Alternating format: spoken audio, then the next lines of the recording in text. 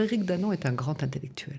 Il va venir et il va nous dire en Israël, où il se sent chez lui, en famille, à quel point c'est important de parler. Pour lui, c'est tout simplement non seulement des erreurs, mais des fautes très graves sur le plan moral du président Macron. Il s'en est pas caché.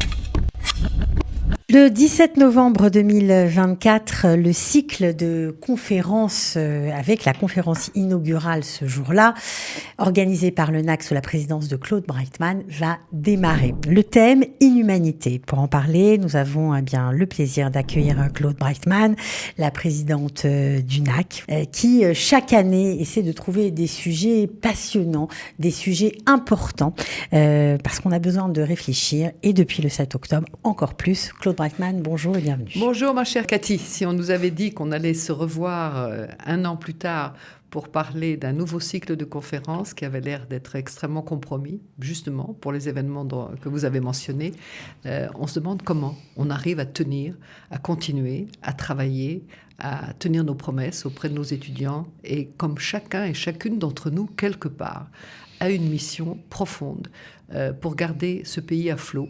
Et ça fait partie de notre vision d'ensemble au Collège académique de Natania, au campus francophone. C'est important de débattre, de réfléchir sur voilà, ce qu'on a vécu, parce que vous avez intitulé le cycle de conférences Inhumanité. Tout ce qu'on va dire qu'on s'est pris en pleine face, le déni de ce qui nous est arrivé, l'inversion des valeurs, le fait que voilà, on a été attaqué le 7 octobre, on nous a massacrés, et puis finalement le monde, par une jolie pirouette, a fait en sorte que c'est une vérité qui ne passe pas.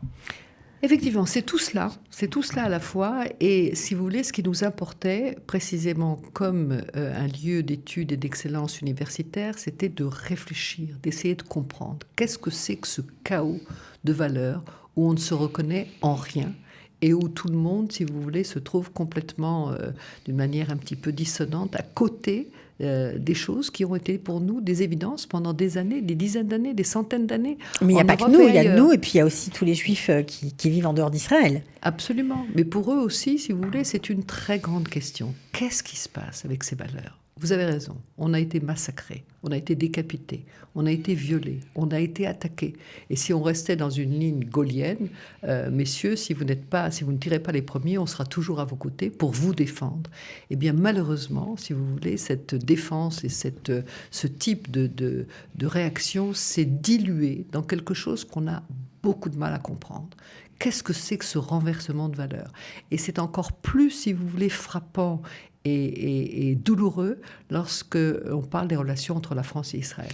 Alors c'est pour ça, j'imagine, que Éric Danon, ancien ambassadeur de France en Israël, sera présent aux côtés de Mona Jafarian, qui est cofondatrice du mouvement Femmes Azadi et qui, on va dire, prévient, en tout cas, elle essaie de prévenir en France les dangers de l'islamisme. Donc, ils vont dialoguer ensemble, chacun va expliquer son point de vue. Alors, peut-être qu'à un moment donné, ils vont dialoguer ensemble, mais si vous voulez, la vraie question, c'était de trouver une matière intellectuelle pour essayer de se poser des grandes questions. Or, Éric Danon est un grand intellectuel.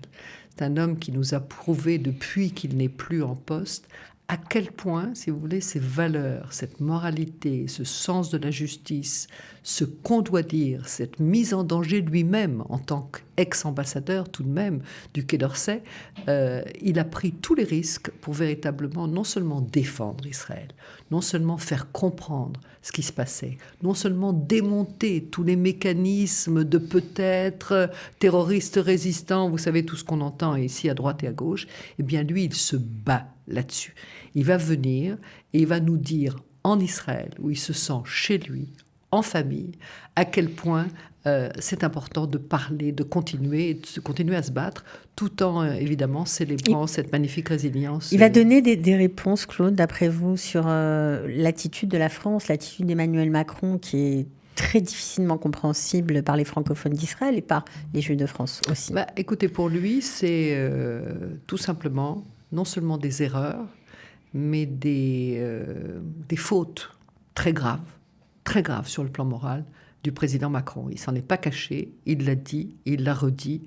Et il y a un certain nombre d'intellectuels, d'ailleurs, qui se sont fait écho à cette prise de parole, comme Michel Onfray, comme d'autres, parce que véritablement, si vous voulez, d'abord, il y a une incompréhension totale, parce que Macron a été prêt, au lendemain du 7 octobre, à créer une coalition internationale pour défendre Israël, et puis d'un seul coup, on se retrouve avec des interdictions qui datent de la période de Vichy, d'empêcher les Israéliens de participer à des conférences professionnelles, où ils sont probablement les plus recherchés, les plus demandés, parce que toute leur technologie est à la pointe, à la fois dans l'aéronaval et à la fois dans l'espace aérien, et c'est complètement incompréhensible. Alors ça vient peut-être, si vous voulez, ce qu'on dit un petit peu derrière les rideaux en France, ça vient du fait que probablement M. Macron a tout perdu sur le plan national, avec sa dissolution, avec son manque de majorité, et que en fait, il n'a plus vraiment de rôle sur le plan national, puisqu'on sait très bien que ce gouvernement, dans quelques mois, juste avant la fameuse date de la prochaine dissolution, sera mis en demeure et sera démis. Donc, il cherche à créer, si vous voulez, une espèce d'héritage international. C'est pour ça qu'il a repris des liens très forts avec le Maroc. C'est pour ça qu'il essaie de mettre, si vous voulez, l'ensemble de la communauté arabe et musulmane en France et au-delà de son côté. Et il a fait ce choix-là, qui est évidemment une horreur sur le plan moral et qui est absolument inacceptable.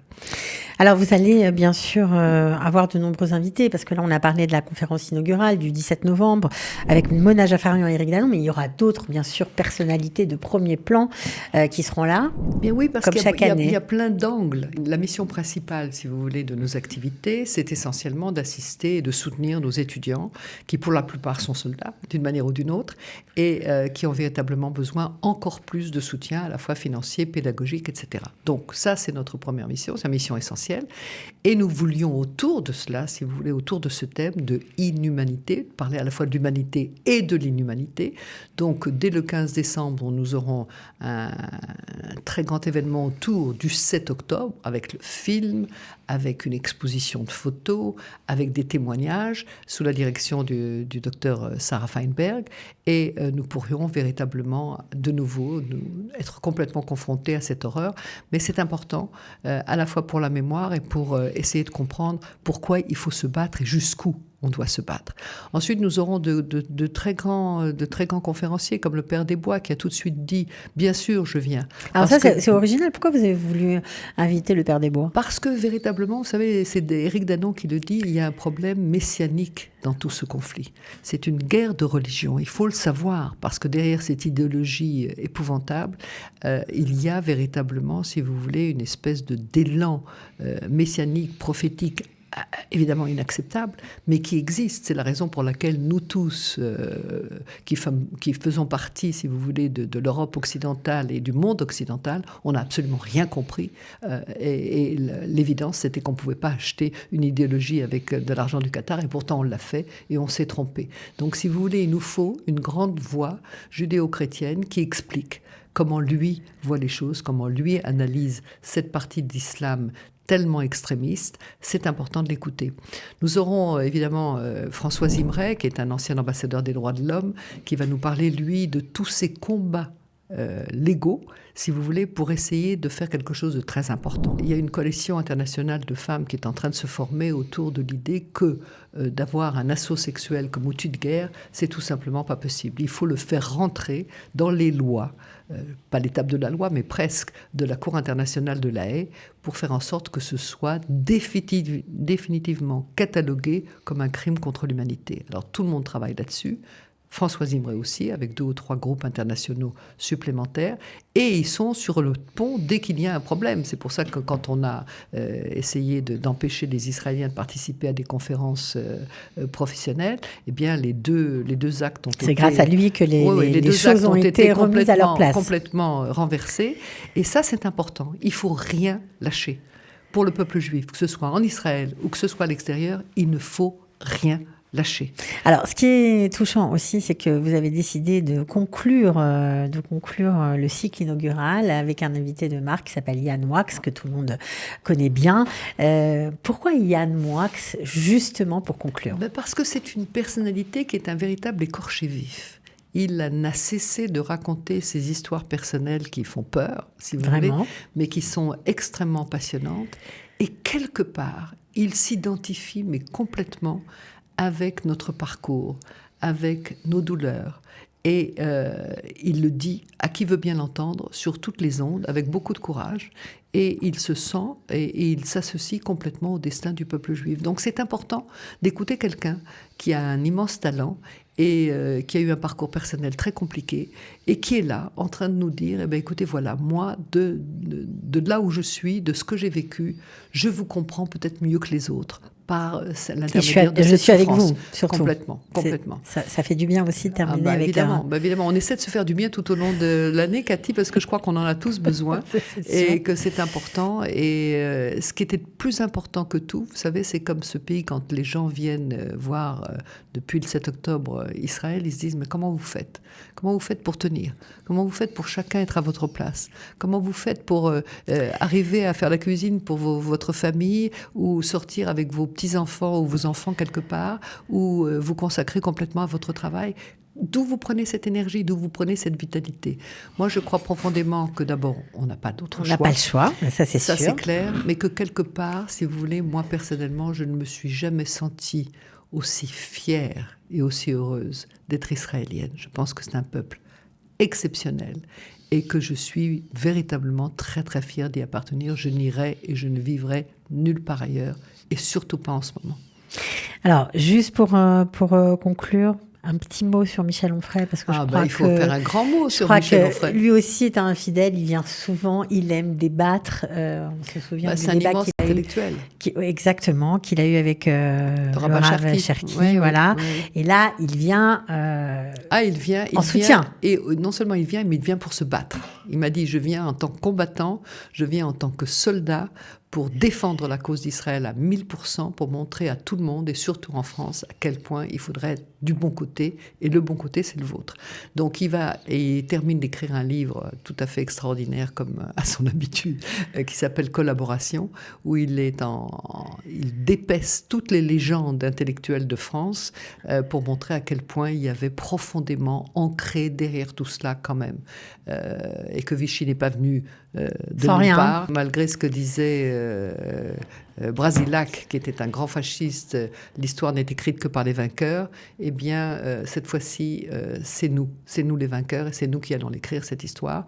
Et il vient nous parler de son livre, donc Collaboration, il vient nous parler de son combat, il vient nous donner de l'espoir pour dire qu'on n'est pas tout seul et qu'on peut se battre tous ensemble. Donc ça, si vous voulez, c'est formidable. Je crois que c'est ce qu'on a besoin d'entendre. Donc évidemment, si vous avez envie d'assister à ces conférences qui, d'une part, aideront les étudiants à obtenir des bourses, et puis d'autre part, seront un bénéfice pour chacun, parce que c'est toujours passionnant, on en ressort toujours avec quelque chose. Donc vous n'avez qu'à téléphoner sur le numéro qui défile sur l'écran, et qui sera également inscrit dans le texte juste au-dessus de la vidéo. Donc vous pouvez vous inscrire, vous téléphonez, c'est facile, il y a même un site. Merci beaucoup, Claude Breitman. Merci infiniment. Je voudrais juste mentionner quand même qu'au-delà de Qualita, l'Alliance israélite universelle est notre partenaire, l'Institut français et d'autres fondations, mais eux véritablement sont nos partenaires de cœur et d'un immense soutien depuis de nombreuses années. Donc merci à tous. On félicite tout le monde et on vous dit à très bientôt. Merci.